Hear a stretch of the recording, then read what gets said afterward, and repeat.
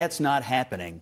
They have to make a strategic choice. Are we going to just continue to plow down that road the way we saw Beto O'Rourke do?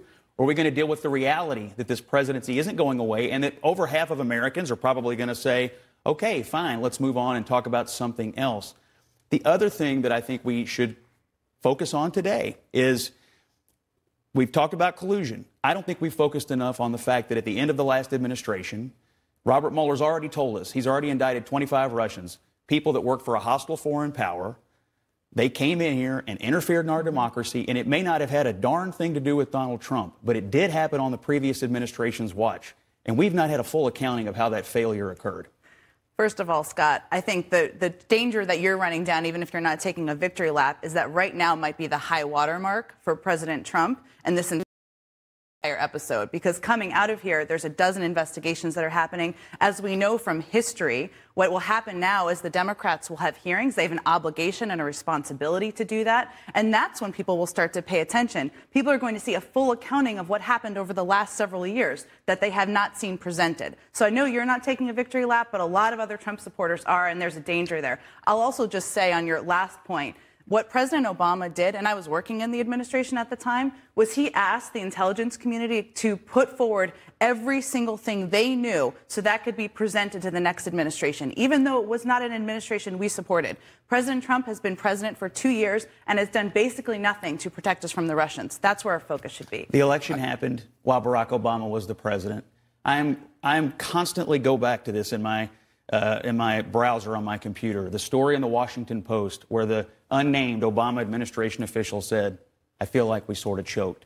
We have so invested all this time and resources into the collusion narrative and so little into the how did we fail at this at the end of the last term. Well, but to that point, and to Jen's point, so we have had, the national intelligence apparatus come forward and say, guess what? This problem is still ongoing. And to Jen's point, we have not seen any action by the Trump administration. So if your concern is what happened and why didn't we do anything then, I hope you're equally concerned that we're not doing anything right now and we're heading into a very important election. I just want to, interesting as this discussion is, I just want to not let this panel end without paying tribute. I defended Robert Mueller for a year and a half against really recklessly demagogic attacks by the president, and I think pretty reckless attacks by the president's enablers. And I'm going to continue to defend him. I'm happy to live with whatever the report says. And I think we owe him a debt and his team a debt and the people in the Justice Department who resisted all the efforts, which have been well documented by this president, to impede and perhaps end this investigation.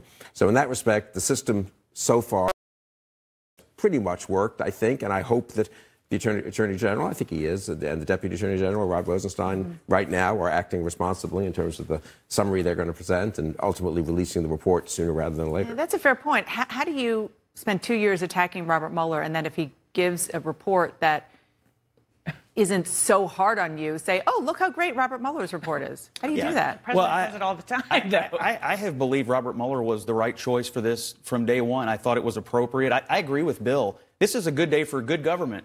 We had a 2-year investigation. It was all done by the book. He was not fired. He was not silenced. We have a letter that says nobody was interfered with. He's going to turn in his findings according to all the applicable rules and regulations. I mean, all this is happening the way you would want it to happen in